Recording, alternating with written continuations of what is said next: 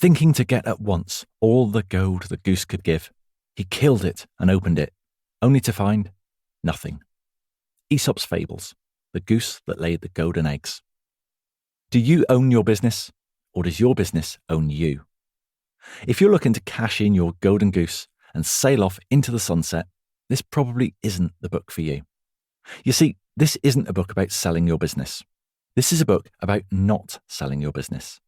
It's about nurturing your golden goose rather than killing it.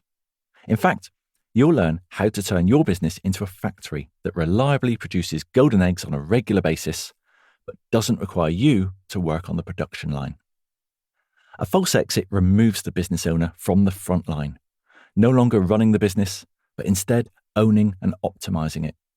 Instead of being the boss, the gaffer, the MD, the CEO, the godlike genius through which everything runs, without whom nothing runs, you'll become the majority shareholder and chief architect of your business. I'll level with you. I'm not actually very good at running businesses. That may seem like a strange statement for someone who's been involved in more than 60 small businesses over the course of a couple of decades and written several books for small business owners. But that's my point. I'm pretty damn good at being a small business owner, but I'm a terrible small business runner. I'm an appalling leader. I avoid going into the office and only speak with my team once or twice a week. I detest giving speeches, leading meetings, or all the other CEO-y stuff at which your business heroes excel. To make matters worse, I spend most of my time not working. I homeschool my kids, look after my elderly parents, go to the gym and enjoy long dog walks in nature. After those things are taken care of, and only after, I allocate whatever time remains to work. I work to live, not live to work. Go on, say it. I know you're thinking it, and you're right. By conventional terms, I'm lazy. I won't deny it. I am lazy. I don't want to run businesses. I want to own businesses that run themselves.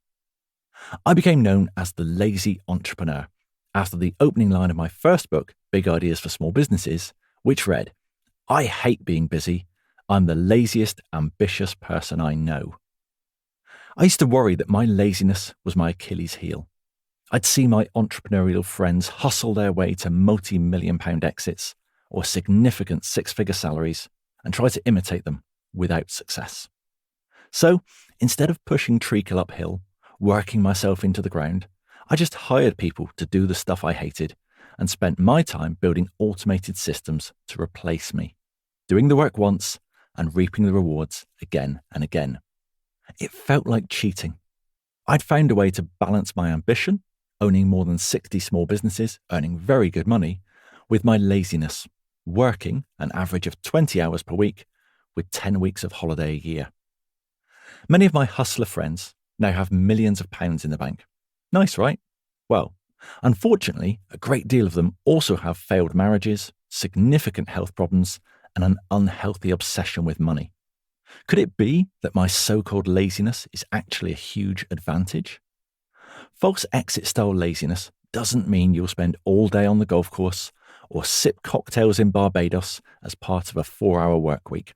Instead, you'll take a step back from the day-to-day operations, becoming an observer of your business rather than its operator. You'll learn to let go of the reins and lean on your team. Many small business owners, and I include myself in this generalization, struggle to let go. You've created this little world in which everything works exactly the way you want. The minute you let go of the wheel, your business suddenly feels like an out-of-control car, destined to swerve into a ditch or a tree and burst into flames unless, at the very last minute, you grab the steering wheel again and take back full control. As a result, this is where most small businesses remain. In 2021, there were an estimated 5.5 million small businesses in the UK, and 4.2 million of them, 76%, had no employees at all. Perhaps you're one of these one-person bands. Maybe you tried hiring someone in the past, and when that person didn't behave exactly as you would, you snatched the steering wheel back. After this happened a few times, you said to yourself, "I'm the only one who can do this. I wish I could just clone myself." I've met many business owners like this.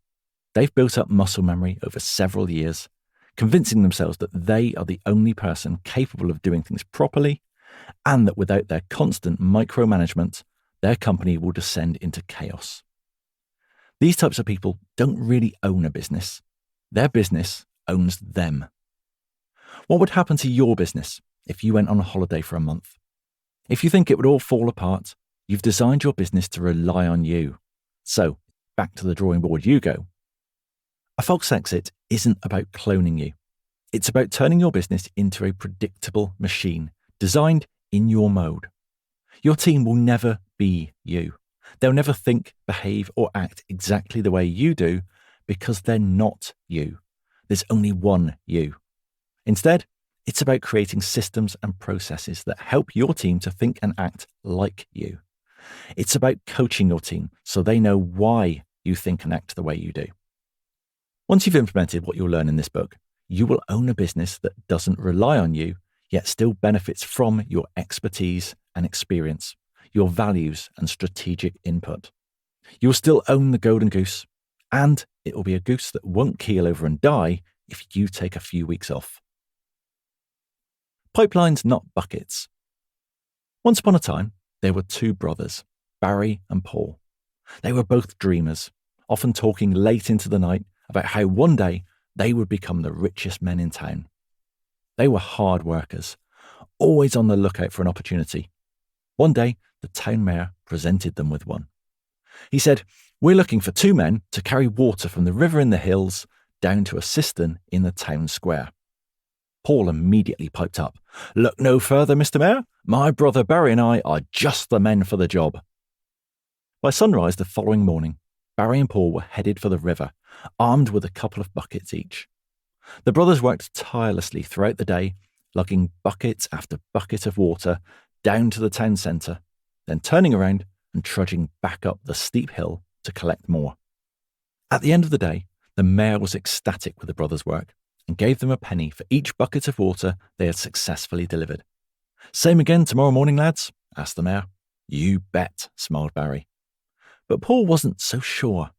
After a long day going up and down the hill, ferrying heavy buckets, his back ached and his hands were blistered.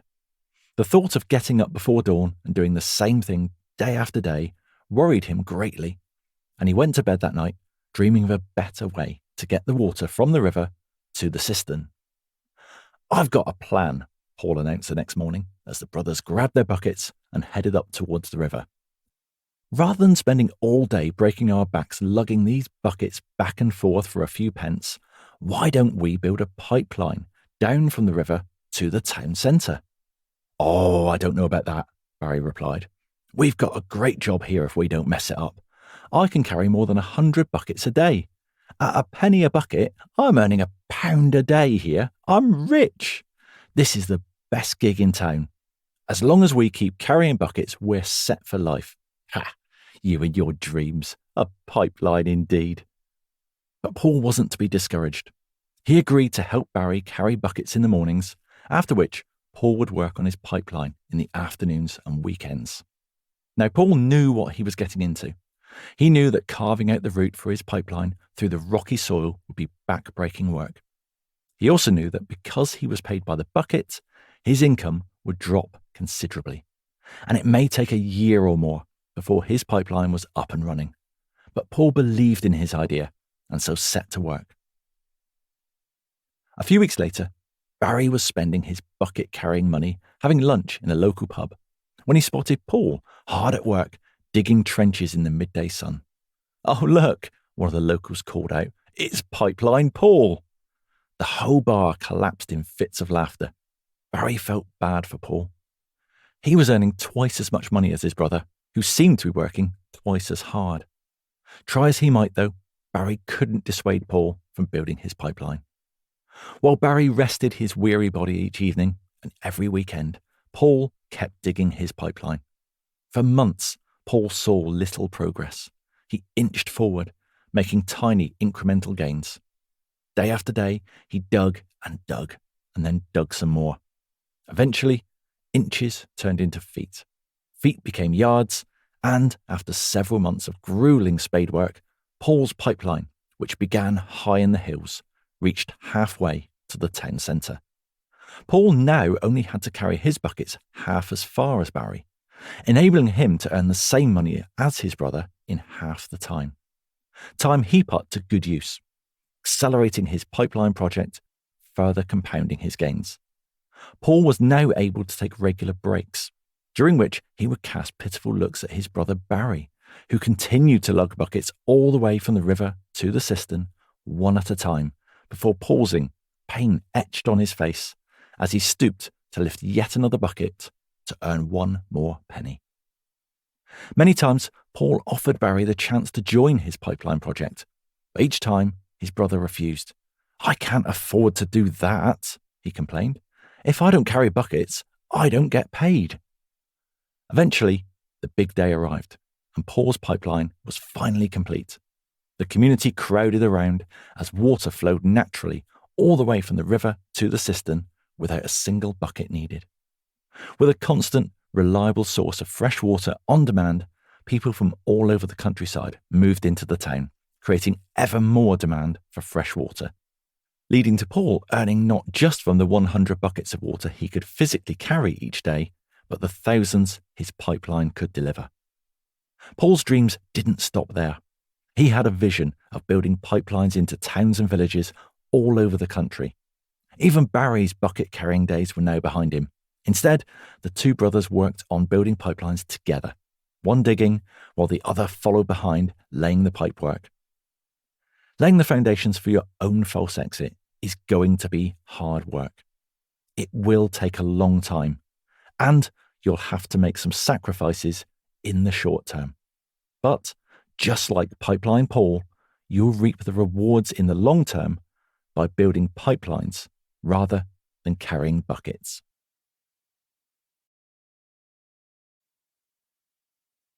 Chapter 1. How will you get out? In this world, nothing can be said to be certain except death and taxes. Benjamin Franklin.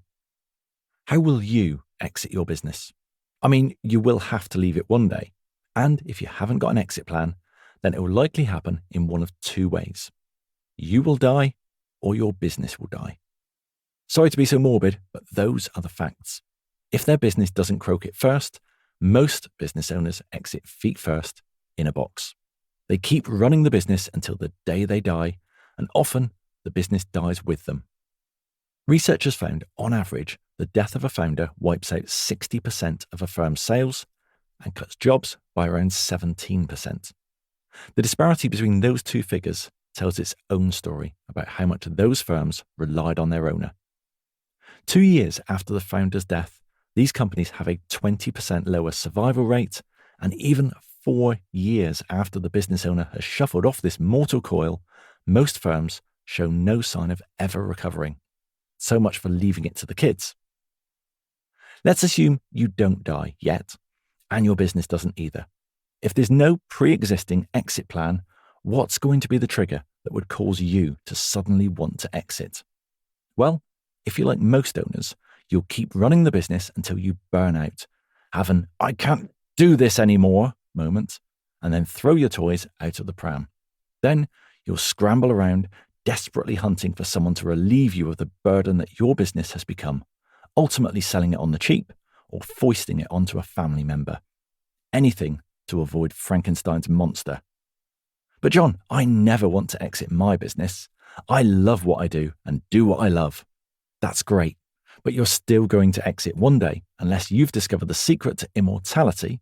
And while you may well love what you do right now, very few things stay the same forever, and there's no guarantee you're still going to love it in a few years.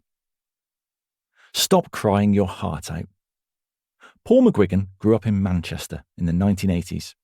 Inspired by the Manchester scene, which saw bands such as the Stone Roses and Happy Mondays rise to fame, Paul started a band, The Rain, with his mates Paul Arthurs, Chris Hutton and Tony McCarroll. After lead singer Hutton was sacked from the band, Paul invited one of his old school pals to replace him. That schoolmate was Liam Gallagher. Liam brought along his brother Noel, changed the band's name to Oasis, and the rest, some might say, is history. Suddenly, Paul, or Gwigsy as he became better known, was transported from jamming with his mates and playing to a handful of people in tiny pubs to being part of the biggest band in the world. They were now travelling the globe, selling millions of albums, having their faces plastered over every newspaper, and playing gigs to 125,000 people a night at Nebworth. What kid just starting out in a band doesn't want this? Paul McGuigan, that's who. Guigsy never wanted to be famous. He just liked playing bass guitar. After a few years of hiding in the back of Oasis, he had earned more money than he would ever know what to do with. The thought of spending months away from home touring and dealing with Liam and Noel's ever more public fallouts was becoming less and less appealing. Actor Bill Murray once said, "I always want to say to people who want to be rich and famous, try being rich first. See if that doesn't cover most of it. There's not much downside to being rich, other than paying taxes and having your relatives ask you for money. But when you become famous, you end up with a 24-hour job." As a kid, Paul signed up for fame and fortune. By the time he was 28, he had all the fortune he would ever need and far more fame than he ever wanted. So, in 1999, at the peak of their success, Guigsy quietly faxed his resignation to the band and proceeded to slide away into obscurity. His dream lifestyle. Whilst I was in Oasis, I was very fortunate to have had a low profile, and I always tried to hide away during videos, photo shoots, etc. Since leaving the band, I've been lucky enough to have faded back into anonymity. Noel Gallagher once joked that being in Oasis was a lowly fifth on Guigsy's list of favourite things after cricket, Doctor Who, weed, and Manchester City. Paul didn't want to be in the world's biggest band, so he orchestrated his own false exit. No longer carrying buckets day to day by recording in the studio or spending months touring the world, but still enjoying his pipeline share of the royalties from the band's first 4 albums. All the upsides of fortune with none of the demands of fame. Noel and Liam can't pop to the corner shop without being mobbed by fans wanting autographs and selfies, while most of us would walk past Guigsy in the street, oblivious that he was once part of a band described by Noel as bigger than the Beatles. Even if you believe you'll never want to exit your business, remember one thing: businesses change. They evolve.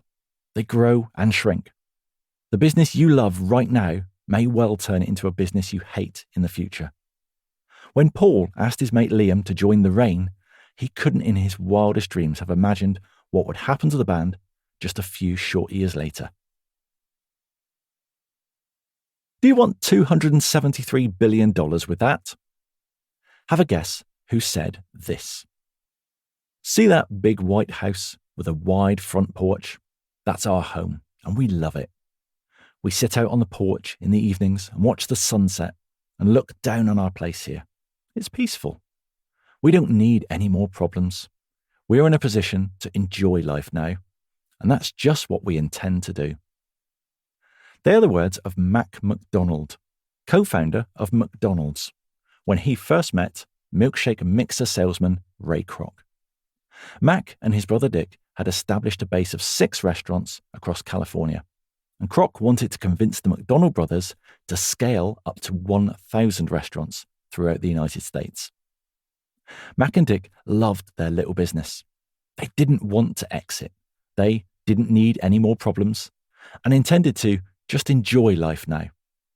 But like Liam and Noel joining the Rain, once Ray Kroc was involved with McDonald's, the brothers' business would never be the same again.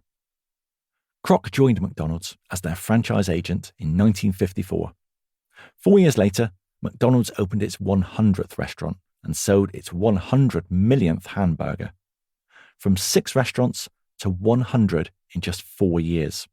So much for enjoying life on the porch, watching the sunset. In 1961, Mac and Dick sold the rights to the McDonald's name for $2.7 million, leaving each brother with $1 million after tax. That's worth about $10 million in today's money. Not bad for a little 6-restaurant operation, right? However, at the time of writing, all-time sales for McDonald's stands at a colossal $273 billion. Had Mac and Dick opted for a false exit, leaving the day-to-day bucket-carrying operations to Kroc and simply retained their pipeline 0.5% franchise fee on food sales, they, or their families, would have netted $1.365 billion to date, with the figure rising considerably each day. That's significantly more than the sum they received from their traditional exit in 1961. A couple of $1 million instead of $1.365 billion. Now that's leaving money on the table. You will exit your business at some point, whether that be through death, business failure, burnout, black swans, boredom, or simply not enjoying it anymore. Doesn't it make sense to at least consider how you want it to happen? Can you get out? Each year, I give away a 4-foot-high inflatable pink flamingo to a member of the 1% Club, my group coaching platform for small business owners. The Pink Flamingo Award goes to the 1%er who has spent the most complete days not running their business. One recipient was Michelle Marsland, an accountant who spent most of January, self-assessment season, sunning herself in Tenerife and only worked a few hours a week the rest of the year. Why an inflatable flamingo? It all started after a 1% Club coaching call with guest Gerald Ratner. He was there to tell us how he'd built Britain's largest high street jewellers, Ratner's, with annual sales in excess of £1 billion, before losing it all after telling this joke in a speech at the Royal Albert Hall in 1991. We do cut glass sherry decanters with 6 glasses on a silver-plated tray that your butler can serve you drinks on for £4.95. People say, how can you sell this for such a low price? I say, because it's total crap. Overnight, the press turned on Gerald with headlines such as Jewelry CEO calls own products crap, crapners, and you 22-carat mugs. Within a few days, £500 million had been wiped off the market value of Ratner's, and Gerald was eventually forced out of the company that his father had started in 1949. In our coaching call, Gerald told us how he rebuilt his self-esteem and his empire, becoming a multi-millionaire again, enjoying newfound success as a public speaker, and also discovering a renewed sense of fulfillment and happiness in his personal life. While all this was happening, however, my eye was drawn to the Zoom window next to Gerald, where 1%er Ian Bluck had dialed into the call while on holiday with his family in Lanzarote. Had Ian found a quiet bar to connect to the call, or a spot in reception? Was there a business centre at his hotel, or had he simply dialed in from his room? Nope. Ian was coming to us live from the poolside. There were kids splashing and jumping in the water.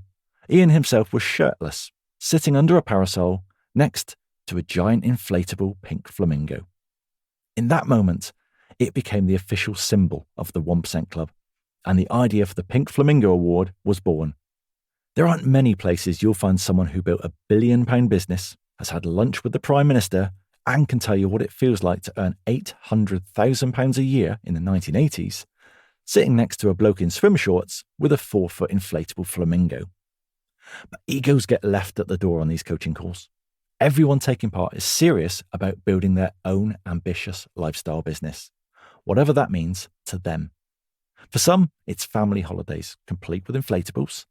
For others, it's early retirement, playing golf when it's sunny, or simply going for a meal with loved ones. When we asked Gerald Ratner what makes him happy nowadays, he didn't mention his car, house, stock portfolio, or latest holiday destination. No, he spoke instead of a love of great coffee, listening to his favourite music, and having the freedom to spend the day riding his bike in the countryside. The mic drop for me, though, was a casual aside at the end of the call. Gerald said his son was in town, and they were heading out for a curry together, simply adding, I wouldn't have been able to do that if I was still running Ratner's. Gerald Ratner didn't choose to exit Ratner's. That choice was made for him.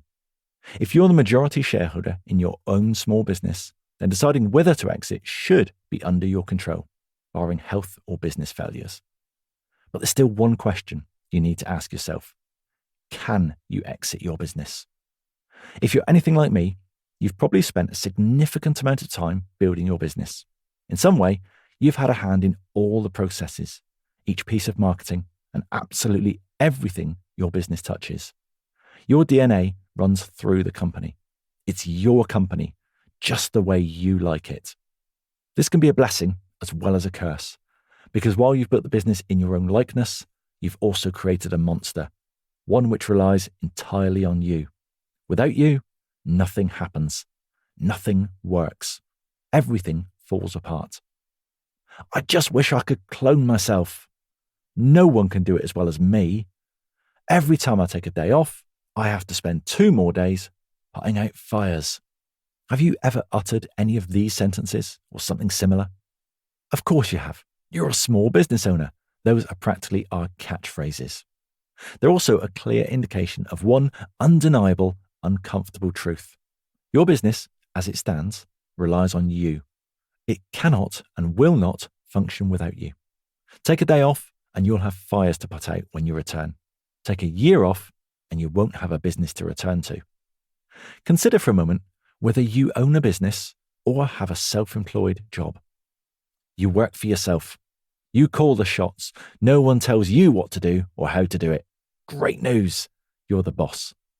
But what happens when you stop working for a couple of days, a few weeks, or, heaven forbid, a few months?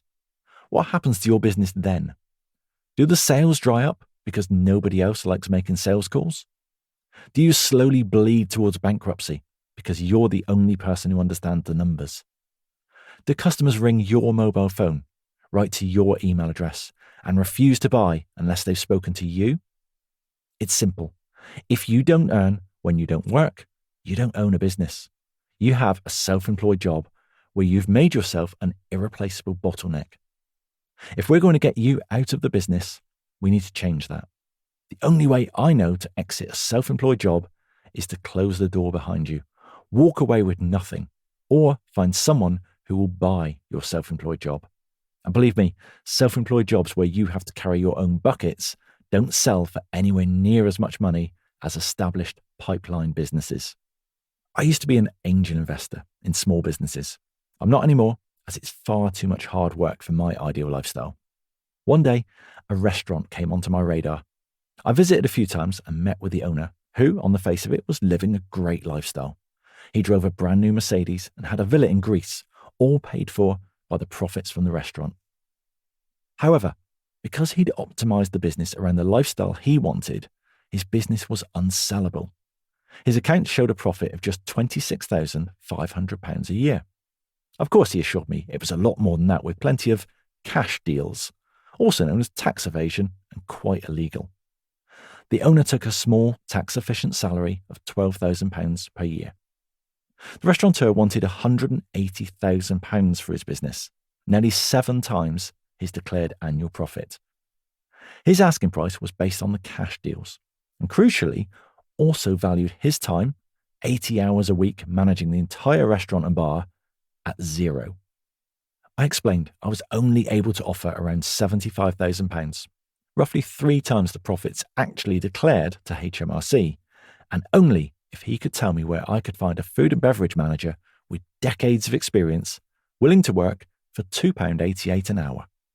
I don't understand, he protested. Why £2.88 an hour?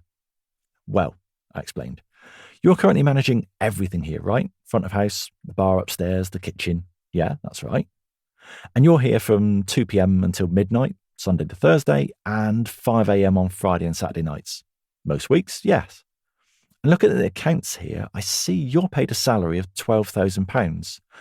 Yeah, but you see the cash. I interrupted and told him that if I was to invest in the restaurant as a business, rather than become a self-employed barman, chef, waiter, and pot washer myself, then I would need to employ a manager to do what he was currently doing. Furthermore, to ensure the business remains profitable, I could pay that person no more than £12,000 a year. I told him, for what you're working, that's £2.88 per hour. Do you know any highly experienced food and beverage managers willing to work for significantly less than minimum wage? Needless to say, I didn't buy his business, and nor did anyone else. 4 years later, it's still up for sale. As the company's sole shareholder, this restaurant owner had created a fantastic self-employed lifestyle for himself. But as a saleable asset, an exitable business, I'm sorry, But he wasn't selling a pipeline business. He was selling a bucket-carrying job. A false exit is about freedom. The freedom to ride your bike, listening to your favourite bands, full of really good coffee. The freedom to pop out for a curry with your son, just because. The freedom to stop working weekends and no longer check emails after 6 p.m. The freedom to take an actual holiday without the laptop, having diverted your work phone elsewhere. The freedom that will give you a better lifestyle, a better business, and maybe, just maybe, a 4-foot inflatable pink flamingo too.